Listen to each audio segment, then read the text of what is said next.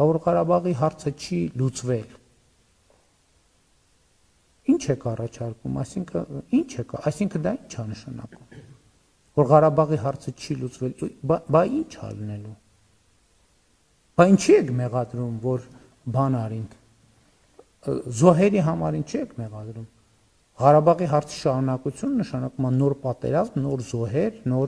նոր զրկանքներ, նոր շրջափակում եւ այլն իր անկանխատեսելի հետևանքով։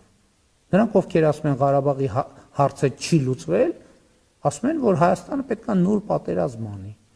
Բայց երբ որ իրանք ասում են Հայաստանում կան ուժեր, որոնք ասում են նոր պատերազմ պետք է անի Հայաստանը,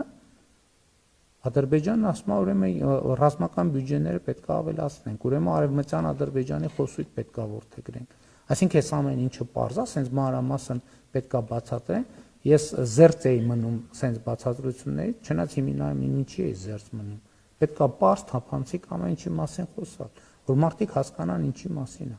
Նրանք, ովքեր ասում են, որ Ղարաբաղի հարցը լուծված չի,